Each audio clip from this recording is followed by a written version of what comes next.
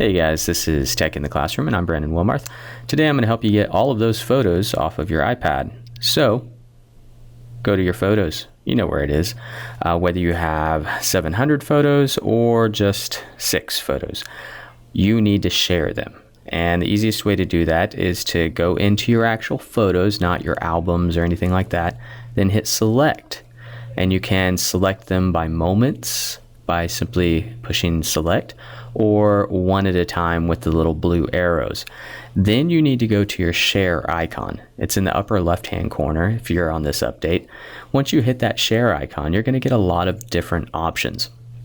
So these options range from the AirDrop, like this right here, if you have another Mac device that you can simply transfer. Or if you have other devices set up with an iCloud account, you can share directly with an iCloud photo sharing.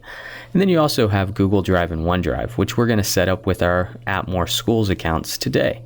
So whether you're a fan of Google or OneDrive, just watch the section that will fit you the best. So get the Google Drive app if you're a Google user.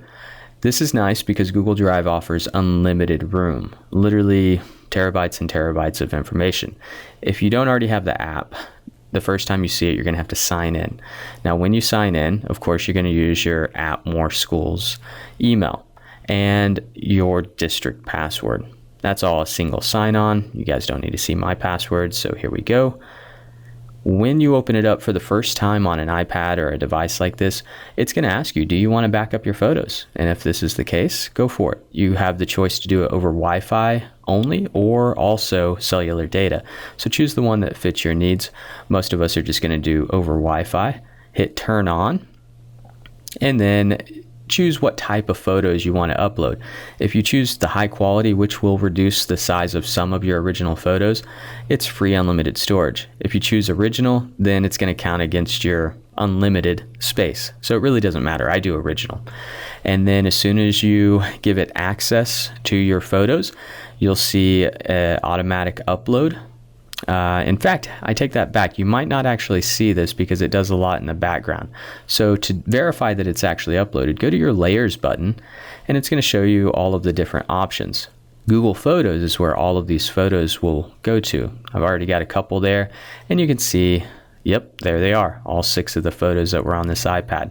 So the backup is complete, and anytime you take a photo now that you have that turned on, it will automatically upload. So you don't have to worry about transferring at the end of the year.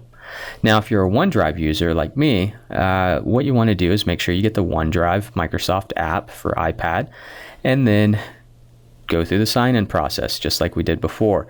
Now remember, once you use your @moreschools.com email, you're going to have to be redirected to the Federation. This is okay, so if you see the screen coming up in just a second, that's perfectly normal, just like if we go onto the computer. Use your district password as always. And then once you get past this, you're going to get the welcome screen on OneDrive as well. There is one difference in OneDrive. It doesn't have an automatic upload. It's because we are on a business account. You're going to have to create a new folder and call this folder photo transfer or whatever you want. But in order to use OneDrive, you're going to have to kind of manually create the folder and then just select your files. So go ahead and hit that plus button again and choose the existing. This is when it's going to ask you for access to the photos. You hit OK. And then select all of the photos that you want. Now you're going to have to do this one at a time, unfortunately. But it moves pretty quick because it's a simple tap and then you've selected it. And the upload is actually just as fast, if not faster, than any of the other apps that we use. Now, in your files, you will have the option to do an actual settings adjustment to do automatic uploads, but that's only with personal accounts.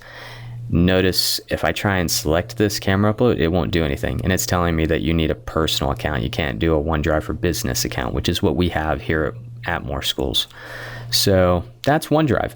And then the last option, just briefly, is a personal account through something like DropBox. And again, it has the auto sync. So you're going to need to use a personal email for this because we don't have a DropBox account through our schools.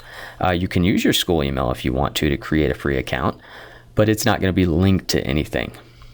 Same thing, same process here where you choose your photos. You can do automatic upload of all photos. And then if you already have a Dropbox app and you're like, oh, I didn't even think about that, just make sure that you give Dropbox access to automatically upload those photos by going to settings, privacy, and photos, and enable Dropbox. And that is about it. You can, of course, adjust this setting anytime in Dropbox by going to camera upload and turning it on or off. So I hope this helped. And if you have any questions, as always, check out the Tech in the Classroom YouTube channel or email me at brandonwilmarth@moreschools.com.